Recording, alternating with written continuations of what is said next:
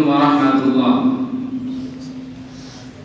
بسم اللہ الرحمن الرحیم، الحمد للہ رب العالمین، والصلاة والسلام على امام المرسلین وخاتم النبیین وعلى آلہ وصحبہ المحسنین ومن تبعهم بإحسان إلى يوم الدين، أما بعد، قال الله تبارك وتعالى في القرآن المجيد: أعوذ بالله من الشيطان الرجيم، إياك نعبد وإياك نستعين.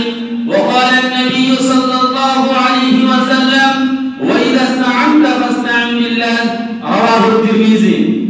محترم جناب عزت حضرات حکم اور معزز سامعین کرام، آج کی اس مسابقاتی پروگرام میں میرا تقریر کا عنوان ہے وَإِذَا اسْتَعَنْتَ فَاسْتَعِنْ بِاللَّهِ۔ محترم سامعین حضرات، توحید کے مفہوم میں یہ چیز بھی شامل ہے کہ انسان اپنی ہر مشکل اور پریشانی حل کے لیے اللہ تعالیٰ سے مدد کا طالب ہو، کیونکہ وہی اس کے لائق ہے کہ انسان کی مدد کرے، اس کے علاوہ کسی میں اس کی طاقت ہے نہ اختیار۔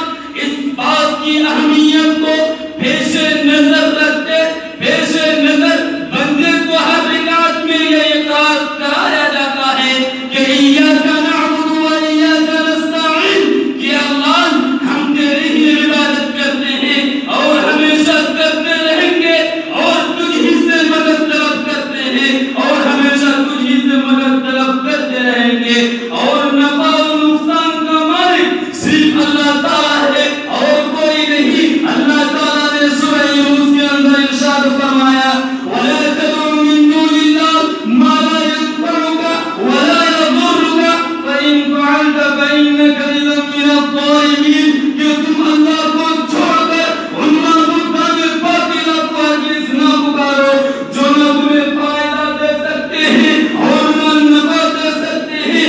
اگر بالفرض آپ نے بھی ایسا کیا تو آپ بھی ظالموں میں سے ہو جائیں گے۔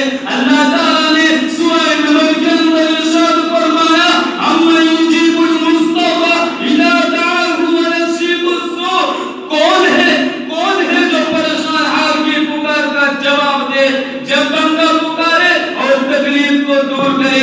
یعنی اللہ کے علاوہ کوئی نہیں، یعنی اللہ کے علاوہ کوئی نہیں، پکار کو سننے والا، مدد کو پہنچنے والا اور مصائب کو دور کرنے والا اللہ کے علاوہ کوئی نہیں۔ اس لیے جب بھی مدد کی ضرورت ہو تو صرف اور صرف اللہ تعالیٰ سے مدد مانگنی چاہیے۔